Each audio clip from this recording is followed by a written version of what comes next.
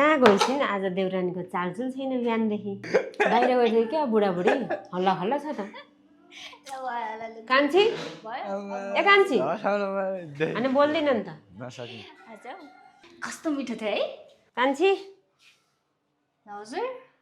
भात खान आउँछौ कि भनेर अघिदेखि खोजिरहेको कता थियौ ए खाना खानलाई बाबु खोइ त आज त खाना खानै मन थिएन के अनि देवर बाबुलाई भनेको बर्गर हाउस लिएर जानुभएको खाना त हामी खाएरै आएको बरु अरू केही काम छ भन्ने भन्नुहोस् म गर्छु खाना खान्छौ कि भनेर सोधेको मात्रै काम त केही पनि छैन उनीहरू भने बर्गर हाउस गएर आएछन् आफ्नो बुढोलाई भने मिठो खानेकुरा खान जाउँ न बुढो भनेर ऊ बेलामा भन्दाखेरि नन्द आमाजु देवरलाई पढाउन बढाउन हुर्काउन भनेर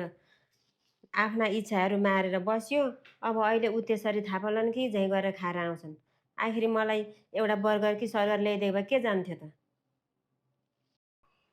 मलाई बोलाकी हो थुप्रो काम छ भित्र भनिहाल त ए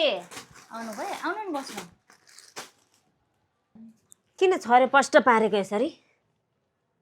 ए यो आज मैले किनेर लिएर आएको के यो 4वटामा कुन चाहिँ राम्रो छ होला दिदी मलाई के थाहा हुन्छ र बाबा हेर्दाखेरि त यो राम्रो होला जस्तो छ है बुट्टा पनि राम्रो छ यसो बटमको डिजाइन पनि राम्रो रहेछ यसले चाहिँ सुहाउँछ होला तिमीलाई यो मन पर्यो हजुरलाई अब यो हजुरको भयो अब एकचोटि खोलेर हेर्नुहोस् त के छ ओहो यो के गरेका बाबा तिमीहरूले यो राम राम राम होइन यो के गरेका बाबा तिमीहरूले